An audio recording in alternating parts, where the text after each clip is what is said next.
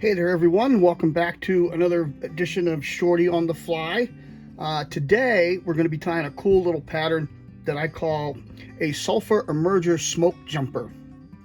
We've all heard of the smoke jumper pattern before, I'm sure, many of us have anyway, and it's usually tied with a wing of CDC, but as you can see here, I'm using EP trigger point fibers, so we'll show you how to do that. It's a little bit easier. Has a couple of different qualities to it that you might like to incorporate in your tying. So let's go ahead and get started. I am using today a size 14 clink hammer hook, and I'm going to orient it in the vise just a little bit different to get things started. Okay, I'm going to put a tail on here, and I would rather have a little bit more level incline than sticking straight up and down. That's a little bit more difficult to deal with. So for thread today, I'm using a pale yellow in 6/0 Danville. Okay, we're getting it started up there on the flat part, and then I'm going to work my way back here to the point just above where the barb of the hook is. Okay, and of course, you're welcome to snap that barb off if you're so inclined to facilitate the ease of removal from both fish and fishermen.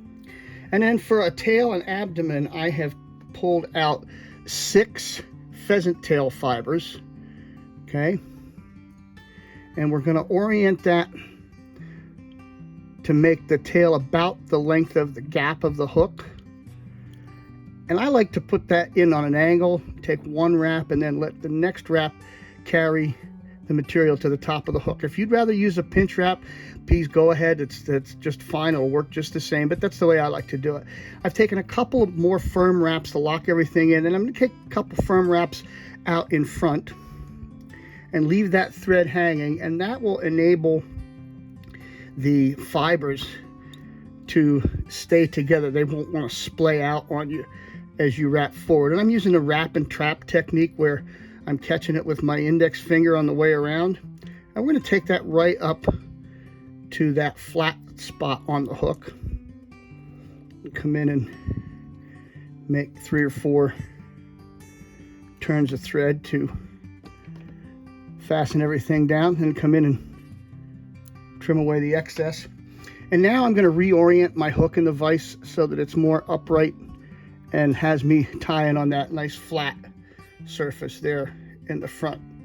Okay, and what I'm going to put in here is some white EP trigger point fibers. I want to come in here and first even up the tips. Then we're going to go ahead and use a pinch wrap to get that bound down good. Okay, right up against where the pheasant tail is. Okay, and then I'm going to measure all the way back to the back of the tail and snip it off. Okay.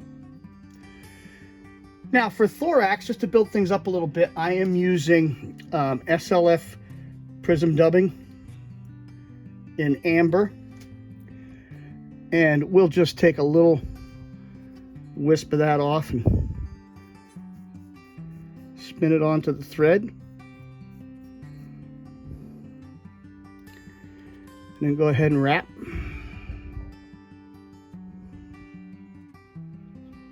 All right, now pull everything over the top and take 2 kind of loose wraps, and I'm going to come in with my bodkin and try to lift this up just a skosh. Okay, we just lifted that up a little bit, and that gives us a little air pocket, air bubble to trap air in and help it float, even though it's going to float just fine with the trigger fibers. I'm going to come in and pull the wing back because I want it to stand up a little more. Okay, and that's just about it. Come on in and whip finish.